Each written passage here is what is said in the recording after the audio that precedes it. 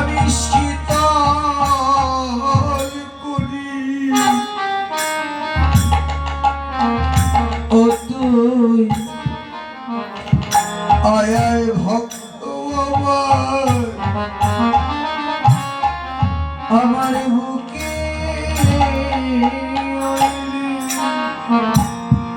আমার দাবির পরে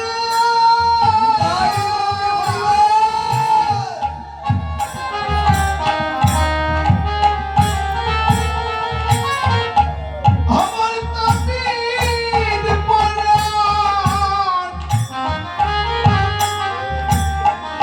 আমি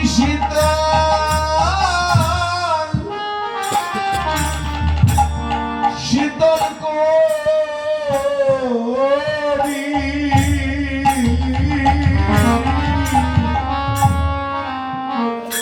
ও তুই আয় আয় ভক্ত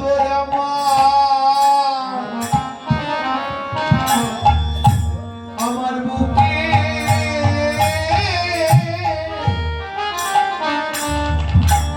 ওকে আয় রে আমার দাবির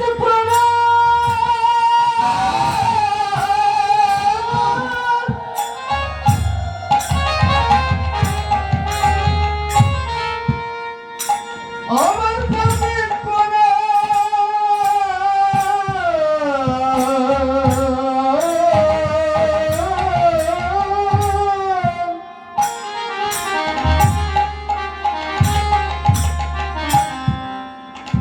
আমার দাবি আমি শীতল করি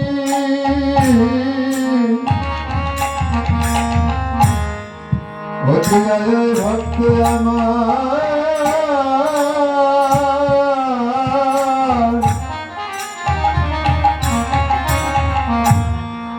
আমার বুকে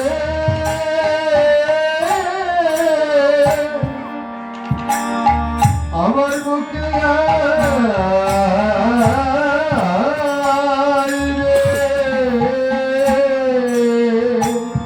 তোরে বুকে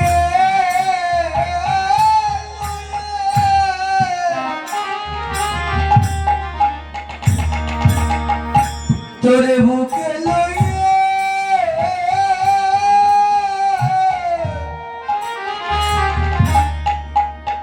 আমি সঙ্গ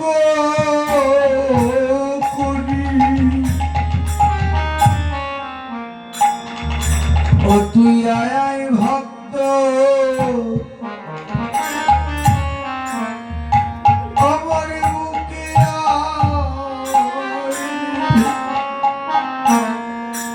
আমার দাবির পরে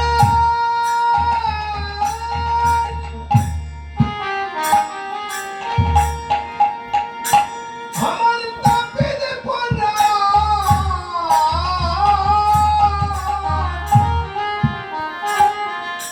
আমি শীতল করি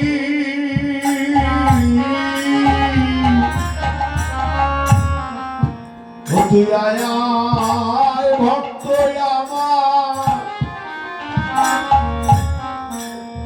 আমার বুকে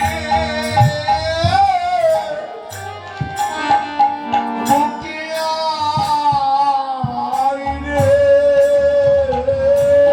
মহাপ্রভু শিবাসকে বক্ষে লয়ে বলতে লাগলে ওরে শিবাস তোমার মতো ভক্ত ছেড়ে আমি কোথায় বা যাব হে আমি কোথায় বা যাব হে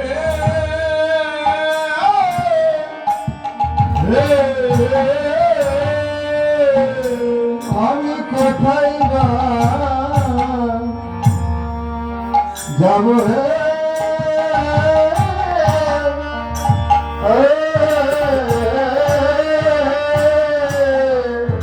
আমি হেন ভক্ত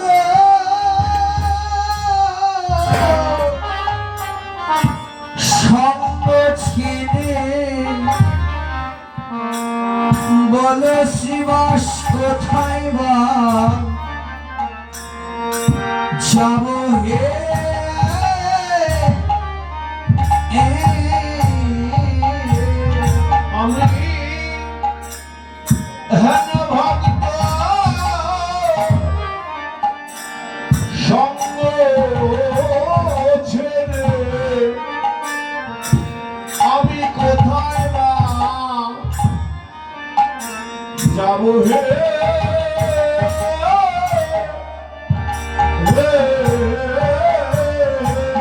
আমি হ্যাঁ ভাঙতে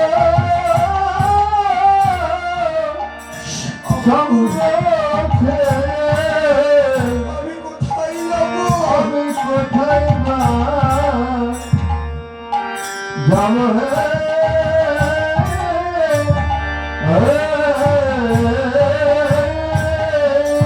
মহাপ্রভু শ্রীবাসকে বলতে লাগলেন, শ্রীবাস তুমি ভক্ত সঙ্গ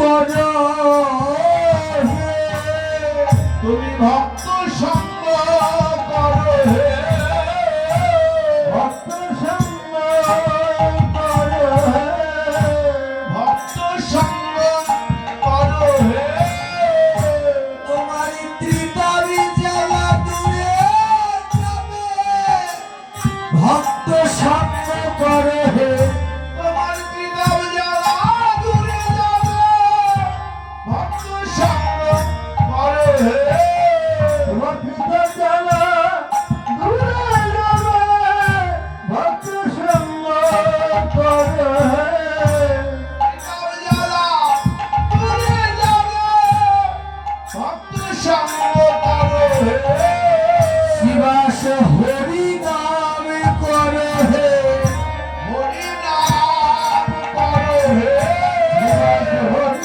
নাম করো হে হরি নাম করো হে তোমার পুত্র শোক আর রবে না, হরি নামে করে হে পুত্র শোক আর রবে না, হরি নাম করো হে পুত্র শোক আর রবে না, হরি নাম করো হে পুত্র শোক আর রবে না, হরি নামে করে হে পুত্র শোক আর রবে না, হরি নামে করে শ্রীবাস হরি নাম করো শিবাস হরি নাম করো শিবাস হরি নাম করো শিবাস হরি নাম করো হে শ্রীবাসকে প্রভু বললেন, শ্রীবাস তুমি একজন পুত্রকে হারিয়েছো, তাতে কি হয়েছে? আজ থেকে তুমি দুইজন পুত্র পাবে, আমি আর আমার দাদা নিতাই চাঁদ তোমার ছেলে হয়ে, তোমার পুত্র হয়ে, তোমার এই আঙিনায় শুধু আমরা দুইজনে না, অনন্ত কোটি ভক্তবৃন্দ নিয়ে তোমার আঙিনায় হরিনাম সংকীর্তন করব। এই কারণে যতক্ষণ এখানে ভক্ত থাকবে, মহন্ত থাকবে, ততক্ষণ এটা শ্রীবাসের আগমন। আর আমার মহাপ্রভু এই শ্রীবাসের আঙিনায় তিনি হরিনাম করছেন। দেখুন মা, এই যে আপনারা গ্রামবাসী, এই যে যারা কমিটিতে আছে, যারা গ্রামে আছেন, কতটা আশা, একটা বছর অপেক্ষা করেছিলেন কবে এখানে বৃন্দাবন ধাম রচনা হবে, কবে সাধুগুরু বৈষ্ণবের চরণ ধুলি পড়বে, কবে একটু ভক্তের সেবা দিতে পারবো আমরা গ্রামবাসী। এই দেখুন সাধের বৃন্দাবন ধাম এই যে আজকে শুরু হয়েছে, কখন দিয়ে একটা দিন একটা রাত কেটে যাবে, তারপরে এই বৃন্দাবন ভেঙে যাবে। আবার একটা বছর, এক বছর পর কিন্তু অনেকে এখানে থাকতেও পারে, আবার নাও থাকতে পারে। প্রভুর কাছে কেবল সবাই যে প্রভু তুমি কৃপা করে এখানে এসেছো, আমার কালকে সব চলে যাবে, বৃন্দাবন ভেঙে যাবে। আজকে কত ভক্ত আসবে, শুধু কি ধনির ঘরেই ভগবান যায়? ধনির ঘরেই ভক্তরা যায় না, ভক্ত যায় কোথায়? যেখানে একটু হরিনাম সংকীর্তন হয়, যেখানে আমার ভক্তের সঙ্গ হয়, ওইখানে ভক্তরা যায়।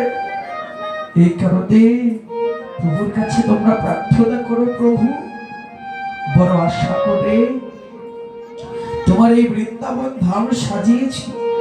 আমরা গ্রামবাসী একত্রিত হয়ে জেনে বুঝে জ্ঞাত অনুসারে অজ্ঞাত অনুসারে যদি আমাদের কোনো অপরাধ হয়ে থাকে, যদি কোনো বৈষ্ণব অপরাধ করে থাকি, যদি কোনো বৈষ্ণবের অন্তরে দুঃখ দিয়ে থাকি, তুমি নিজ মনে কৃপা করে তুমি আমাদের এই সেবা গ্রহণ করো।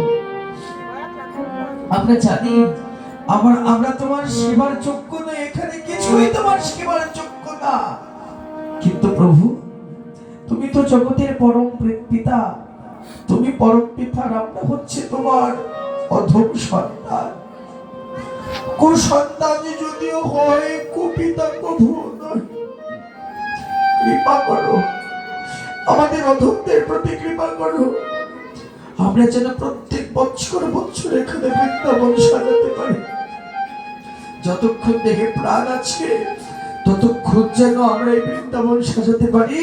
প্রত্যেক বছর যেন ভক্তদের সেবা দিয়ে, কেন সেবা দেব? মনে হয় কি দেহে তো পাপে পাপে পরিপূর্ণ হয়ে গেছে। যখন ভক্তরা আসে, ভক্তদের চরণ ধরে একটু গায়ে মাখি, মনে হয় কিছুটা পাপের বোঝা মনে হয় আমার করেছে। পুণ্যের কোনো অংশ নাই, কিন্তু আমি যে অনেক পাপ করতে করতে আমার দেহটা পরিপূর্ণ হয়ে গেছে। এই পাপ খণ্ডাবো কেমন করে? একটাই উপায়, এই বৃন্দাবনে যত সাধুগুরু বৈষ্ণব আসবে, যার অহংকারের কপাট খুলে নয়নে জলে বক্ষ বর্ষাইয়ে ভক্তের চরণে ধুলাতে দাও। গোরা গরি ভক্তের চরণ ধরাতে দাও। গড়া ভক্তের চরণ ধরাতে দাও। গড়া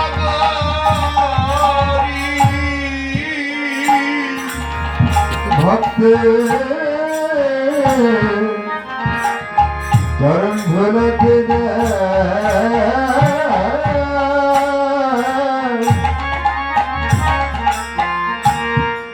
গড়া গড়ি যার যার অহংকার,